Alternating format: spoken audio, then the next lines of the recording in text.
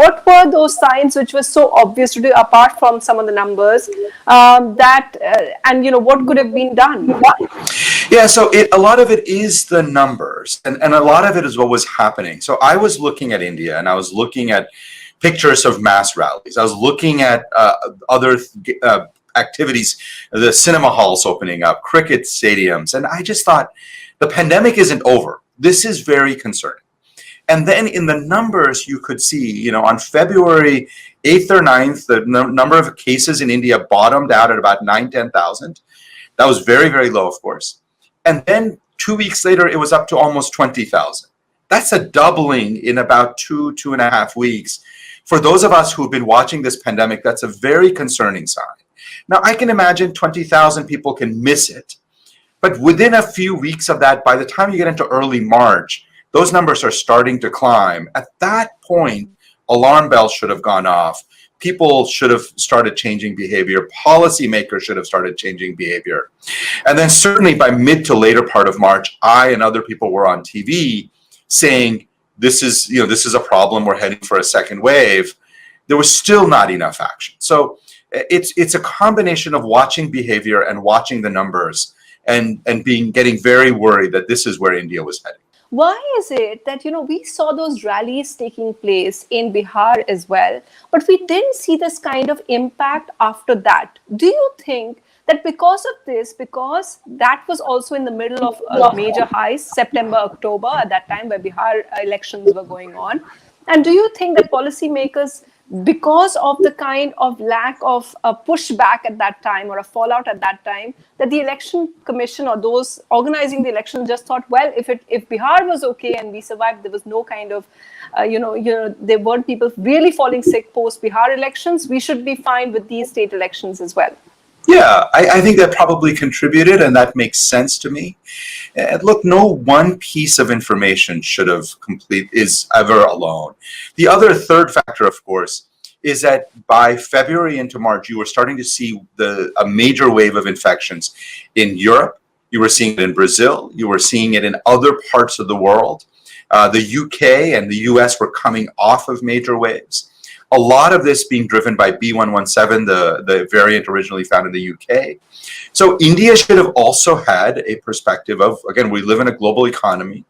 So maybe last fall, those variants weren't so pronounced, but now they were starting to become more common around the world. Also sets India up for risk. Again, you can look at any one piece of information and ignore it, and I think reasonable people would. It's when you put the whole thing together that by late February, early March, I think it was starting to become really clear. And as I said, many of us by mid to late March were sounding the alarm that we really do have a problem. The best way I believe policymakers are held to account is by the ballot box. But I do believe that policymakers should have acted earlier. That, I think, is clear to every expert who's been watching India, is that action should have been taken earlier. What happened with Kumbh Mela was, I think, really irresponsible and caused, I'm sure, has been a major source of a lot of the infections across the country. So there are many, many contributing factors, not just one thing. It's not just the political rallies. Joe Biden got on a call with Narendra Modi. Do you think that they are finally responding, or do you still think they are lax in their response to what's unfolding here in India?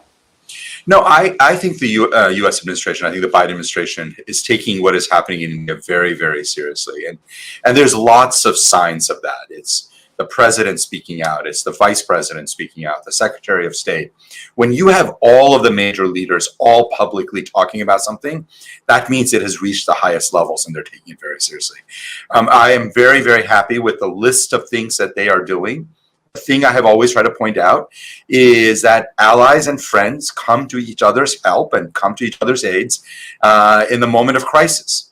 And India and America, two major democracies, two of the world's two largest democracies, have a special obligation to each other as friends and as democracies. And therefore, in this moment of India's crisis, it is essential that America act and America do as much as it can. And I'm hopeful and optimistic that you're going to see real action from the U.S. government. So, Dr. Jha, when you said that you feel that the administration, Biden administration, is giving a lot of focus right now, there seemed to be some kind of a perception here in India that because the Modi government was seen to be quite close to the Trump administration, even saying at the Houston rally for Trump that is bar Trump ki sarkar. So they felt that perhaps the Biden administration was a bit cold towards what was happening here. You don't agree with that? I don't agree with that, and I've been speaking to people very high up in the Biden administration, and I think the Biden administration understands that these are not issues of Donald Trump and Joe Biden and Narendra Modi. These are long-standing relationships between two countries, two peoples, and they have to transcend who the political leaders are at any given moment. So, and I think that is exactly the attitude that President Biden is taking. I think that's the attitude that Prime Minister Modi is taking. That in this moment, we have to put those politics aside and focus on the issue at hand. And the issue at hand is not helping Joe Biden or Narendra Modi, it's helping the Indian people at a moment of crisis where friends come to each other's aid, whoever is in charge.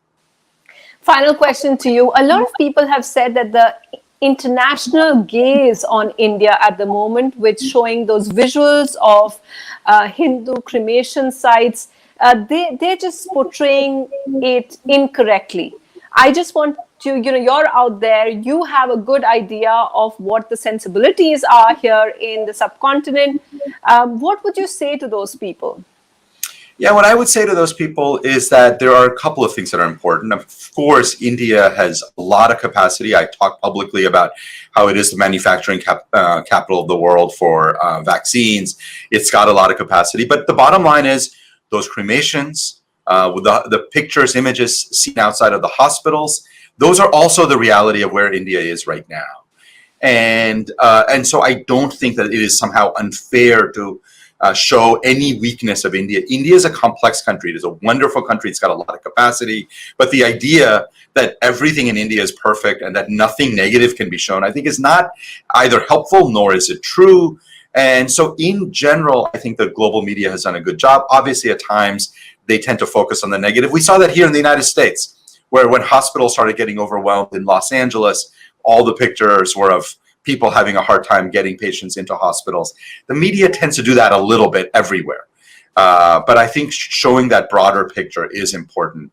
As I said, India is a very complex and incredible country, but it has strengths and weaknesses, and we need to see all of it.